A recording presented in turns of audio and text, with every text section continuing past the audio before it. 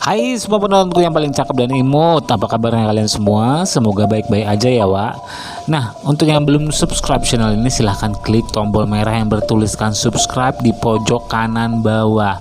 Dan kalau yang udah nggak merah lagi, aku doain semoga kalian selalu sehat, selalu bahagia, selalu mudah rezeki, dan selalu hal yang baik-baik deh pokoknya, amin. Kali ini aku akan mengulas film yang bergenrekan thriller. Film ini berjudul Fall.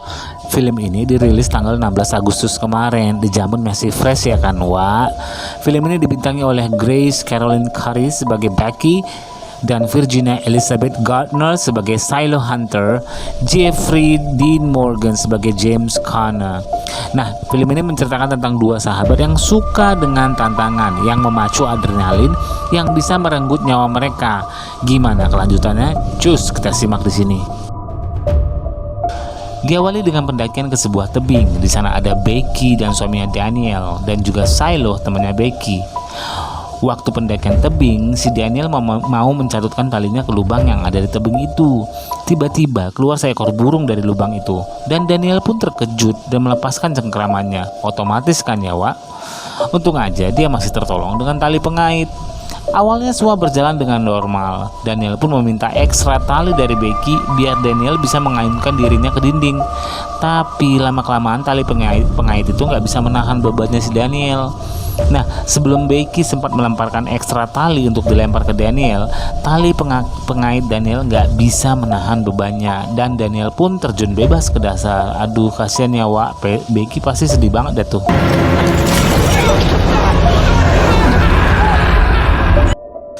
Setelah 51 minggu kehilangan suaminya, Becky jadi depresi dan mabuk-mabukan.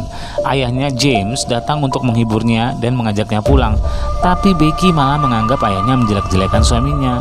Becky pun balik ke apartemen dan saking stresnya dia hampir aja minum obat-obatan untuk mengakhiri hidupnya. Untung di saat yang sama Silo menelponnya dan mengatakan kalau dia udah di depan kamar.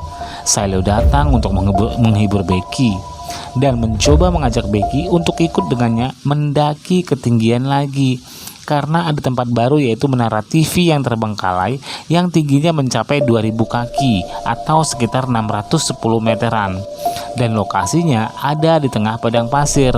Nanti si Becky bisa menabur abu suaminya di sana. Awalnya si Becky menolak karena masih terngiang-ngiang kejadian suaminya waktu itu. Keesokan harinya, Becky pun akhirnya setuju untuk melakukan pendakian dengan Silo. Mereka pun mulai berangkat. Nah, di tengah perjalanan, Silo mulai merekam dirinya untuk upload ke YouTube-nya. Dan tiba-tiba,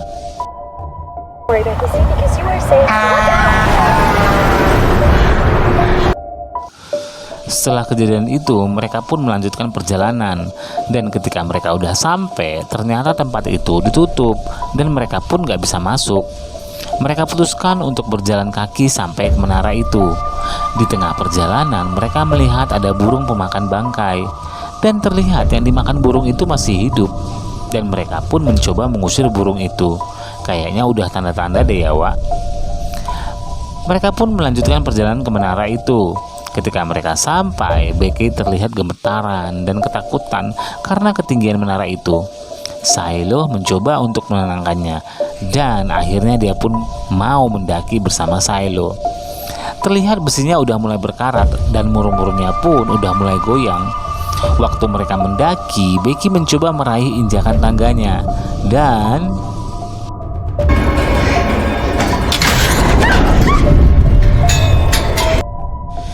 injakan itu pun patah dan Becky hampir terjatuh. Becky meminta Silo untuk beristirahat sebentar karena mereka udah setengah perjalanan. Kalau udah setengah perjalanan berarti 2 kaki dikurang setengah, jadinya 1000 kaki. Nah, 1000 kaki sama dengan 300 meter. Itu sudah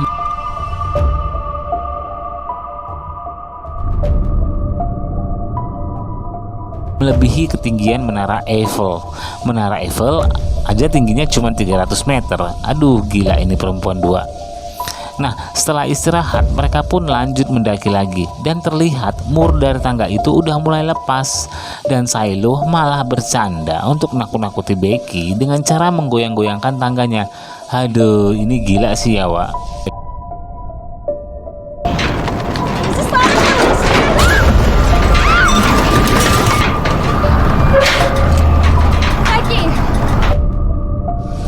Dan akhirnya mereka pun sampai di puncak menara itu. Shiloh mulai melepaskan drone-nya untuk isi kontennya dan bergantung di puncak itu dengan satu tangan dan minta Becky untuk memfotonya. Aduh, ini perempuan satu kurang kerjaan apa ya? Dia juga meminta Becky untuk melakukan hal yang sama dengan yang dia lakuin.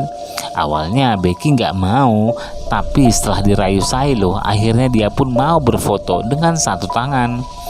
Aduh, kakiku terasa gemetaran nih sendiri lihat ini cerita. Aduh. Setelah mereka mendapatkan foto yang mereka mau dan menabur abu suami Becky, mereka pun memutuskan turun ke bawah. Sewaktu Becky nginjak kakinya ke tangga, murmurnya pun mulai goyang dan lepas. Dan tangga itu pun jatuh bersama Becky. Tapi untung aja Becky terikat dengan Shiloh. Shiloh dengan cepat memegang ujung menara untuk menahan Becky.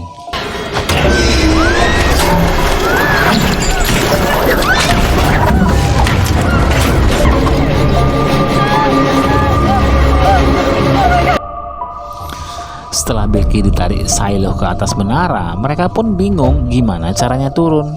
Karena tas mereka jatuh ke bawah dan di dalam menara itu cuma ada teropong dan pistol suar. Becky mulai panik dan gak tahu harus ngapain. Shiloh bilang suara tangga yang jatuh tadi gede. Pasti ada orang sekitar yang mendengar dan memanggil bantuan untuk menolong mereka. Setelah Becky tenang, sempat-sempatnya dia kebelet dan pipis dari ketinggian 600 meter. Udah 5 jam, tapi bantuan gak datang juga. Shiloh punya ide untuk mengupload dan meminta pertolongan ke sosial media.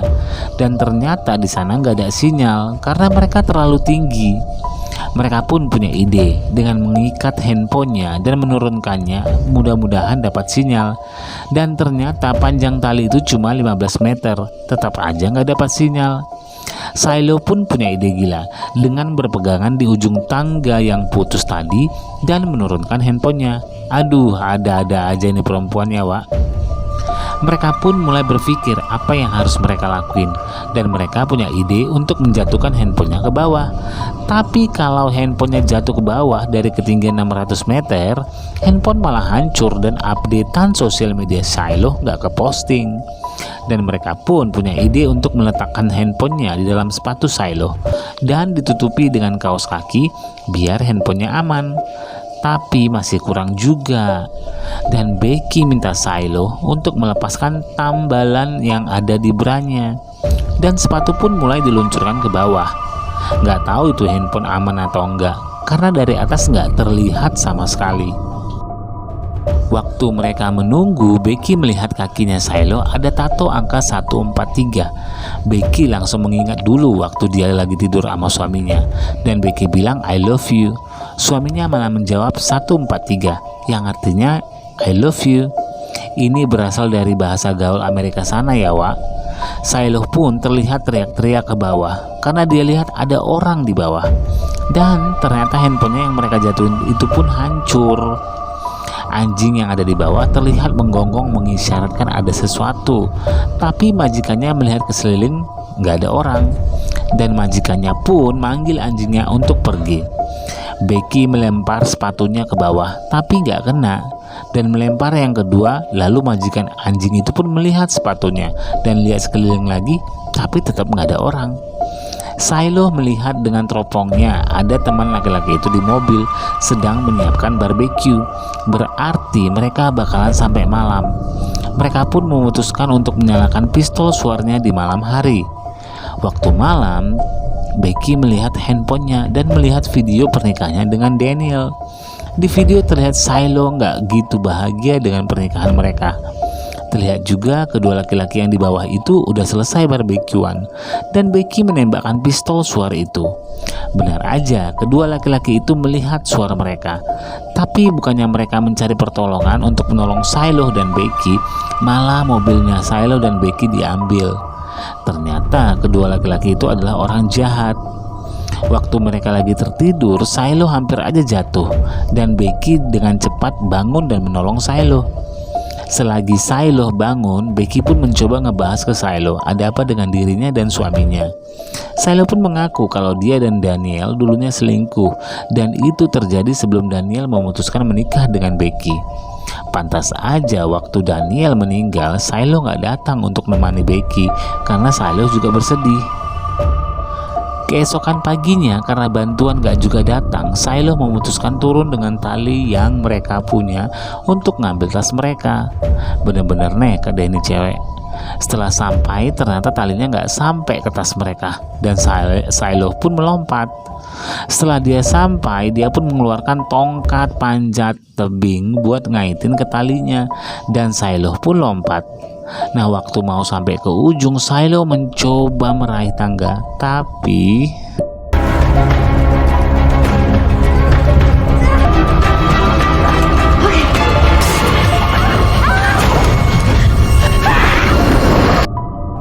dia malah kepleset dan terjatuh. Becky nggak berani melihat karena trauma suaminya. Pas dia lihat, ternyata Shiloh mendarat di tas, tapi dengan tangan terluka. Jadi Becky harus narik Shiloh ke atas. Untung di dalam tas Shiloh itu ada alat makeup, pensil alis, dan lain-lainnya. Dan pensil alis Shiloh digunakan untuk menulis di kertas untuk minta bantuan dan mengikatnya di drone. Tapi waktu menerbangkan drone, baterainya mau habis dan harus bawa drone itu balik di malam hari. Becky kebangun dan lihat Shiloh nggak ada. Tapi dia lihat banyak burung pemakan bangkai lewat di depannya. Pas dia lihat ke belakang, ternyata Shiloh udah mati dan lagi dimakan burung-burung itu.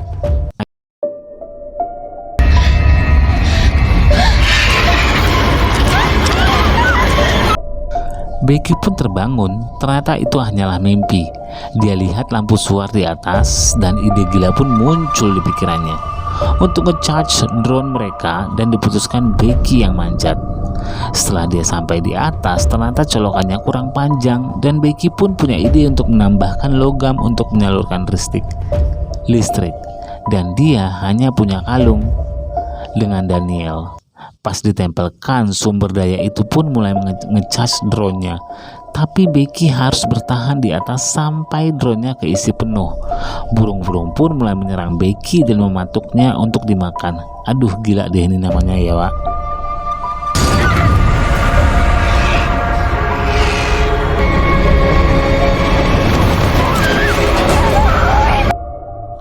Setelah beberapa lama, akhirnya baterai drone-nya pun penuh dan Becky pun turun.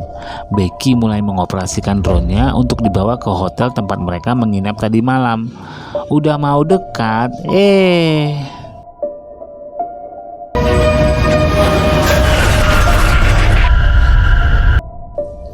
drone-nya pun ketabrak truk. Nggak tahu lagi deh mereka harus gimana cari pertolongan. Becky pun mulai bilang ke Shiloh untuk menjatuhkan handphonenya lagi. Lalu Shiloh bilang nggak bisa karena sepatunya di bawah. Lalu Becky lihatlah itu Shiloh masih menggunakan 2 sepatu. Becky semakin bingung. Lalu dia menyadari bahwa Shiloh sebenarnya udah mati dan dia hanya berhalusinasi. Dia mulai mengingat Shiloh terjatuh waktu meraih tangga, dan yang dia tarik bukan Shiloh dan tasnya, tapi hanya tasnya aja. Aduh, sedih ya, Wak.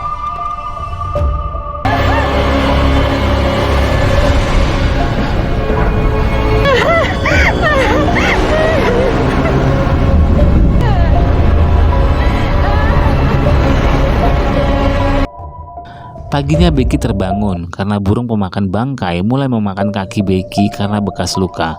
Becky pun dengan cepat menangkap burung itu dan memakannya. Tenaga udah keisi, Becky memutuskan turun dan nyamperin Shiloh.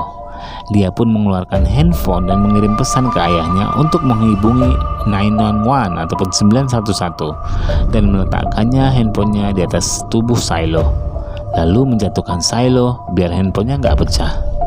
Di sisi lain, ayahnya Becky udah menuju menara itu dan polisi juga udah ramai di tempat itu. Dalam bungkusan jenazah, ayahnya Becky berpikir bahwa itu adalah Becky, dan Becky pun teriak dari mobil ambulan dan memanggil ayahnya.